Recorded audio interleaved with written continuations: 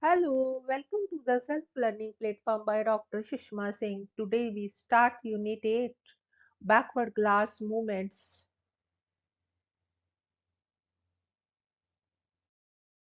and we are discussing backward class movement in the post-independence period. The subheading is North-South comparison. In comparison to North India, the backward classes in South India were mobilized much earlier. They are not only got reservation in the government jobs, but they were also mobilized into the social movement and entered politics in South India much before than the backward classes of the North India. Christophe Jaffe wrote in his book India's Silent Revolution, the rise of low caste in North Indian politics attributes the early rise of backward classes in South India and their late rise in North India to the processes of Anthusization and Sanskritization, respectively. Through Anthusization, the backward classes of South India questioned the Brahminical domination and sought to replace it with that of the backward classes or Dravidians. It was a revolt against Sanskritization in South. They not only got reservation in the public institutions, and they replaced the Brahminical domination in politics also, as compared to the North Indian states, where reservations for the OBCs were introduced from the 1970s at different points of time. The South Indian state had completed the process of granting reservation for the OBCs by the 1960s. This process in South India, in fact, had started as far back as in 1921, when the Maharaja of Mysore decided to implement reservation for the OBCs in the government jobs in order to end the Brahmin monopoly there. In the post-independence period, different states in South India appointed backward classes commissions under the pressure from the backward classes organizations and political parties, which espoused for the causes of backward classes. In contrast, the North Indian backward classes were undergoing the process Sanskritization. Unlike their counterparts in South India, they attempted to follow the customs, habits, and rituals of the high caste. Several backward castes traced their lineages to the high caste, Brahmins or Kshatriyas. Scholars explain this difference between the North and South in the following way. The Brahmins had monopolized the high caste domination over the low caste in South India, and their numbers in comparison to Brahmins of North India were much smaller. In contrast, the Brahmins were not the only high caste in North India. Their domination over the low caste was shared, thus diluted, by several high caste, Rajputs, Kayast, or even Vaishyas. In North India, the organization like Arya Samaj spread the message among the backward classes that it was the karma, not the birth, which determined the place of a person in society.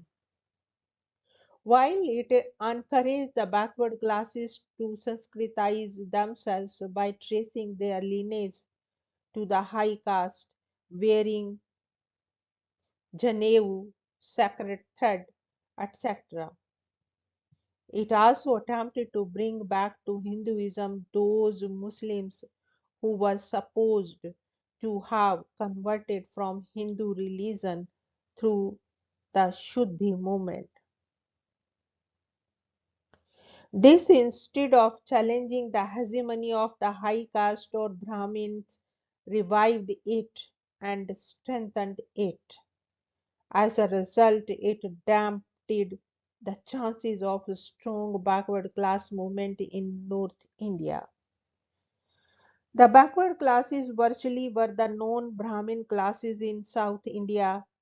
Unlike these counterparts in North India, they did not attempt to follow the high caste, that is, Brahmins.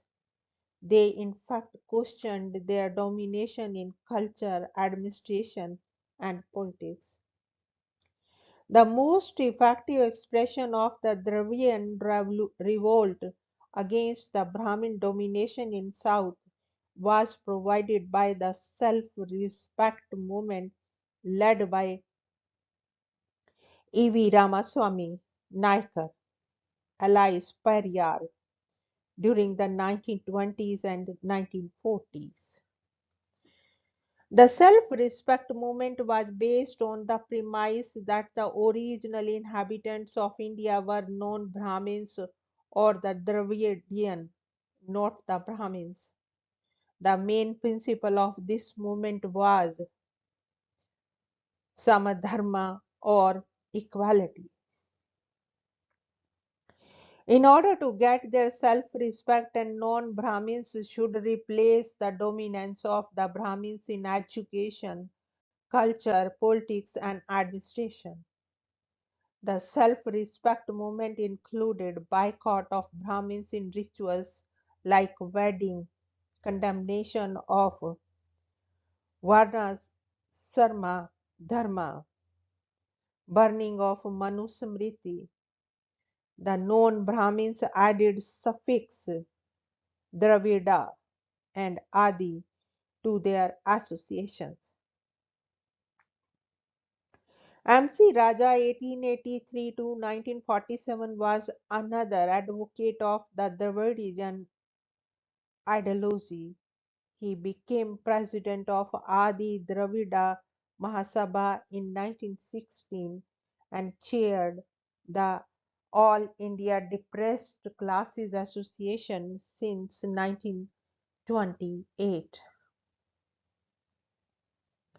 Not only in South India, even in West India, the backward classes were mobilized much earlier in comparison to North. Jyotiba Phule, belonging to backward Mali caste, who became a source of inspiration for the later day social reformers, including E.V. Naikar, Dr. B.R. Ambedkar, and the known Brahmin Maratha rulers of Kolhapur, Shahuji Maharaj, set up Satya Shodhak Samaj in 1873 in the Bombay Presidency in order to mobilize the low caste, including Dalits and non-Brahmins or backward classes. Satyashodhak Samaj was able to unite untouchables and backward caste peasants. Christoph Jaffrold considered Phule to be the first social reformer who did not fall into the traps of Sanskritization. He was also the first reformer who worked for the alliance of Bahujan Samaj, the low caste, backward peasant classes, and untouchables. He gave Aryan theory, which suggested that the high caste Aryan were not the original inhabitants of India. They had come from outside. The original inhabitants were the untouchable, artisans, service caste, and the peasant backward classes. The high castes had subjugated the lower caste and established their dominance over them. His Aryan theory inspired several low caste leaders of the early 20th century and the later period. Manguram held that the Dalit in Punjab were adharmis. Akhut Nand in UP held that the Dalit in UP were Adi Hindu, and South Indian reformers believed that the Brahmins were outsider Aryans in their areas, and they, as Dravidian, were the original inhabitants of their areas. The Maratha princes like Maharaj of Baroda and the descendant of Shivaji Maharaj of Kolhapur, Shahu, inspired by the philosophy of Phule, challenged Brahmins' domination of their administration. Shahu introduced policies to empower the non-Brahmins in administration and to end Brahmins' domination in it. He set up boarding houses for students belonging to low caste, made primary education free and compulsory in 1970s, and most importantly, he introduced 50% reservation of seats in government jobs for the members of backward communities in the state administration. He also encouraged Marathas to replace the Brahmins in administration and replaced the Brahmin priests with them. Again, the British administration reserved 7 seats for Marathas and allied caste in the Legislative Assembly of Bombay Presidency in 1919. Organizations like All India Maratha Mali Union, Yadav Gavli Association emerged in the Bombay Presidency. These organizations strove to forge an alliance of different non-Brahmin castes. Now we want to wind up this lecture. Thank you so much for your attention.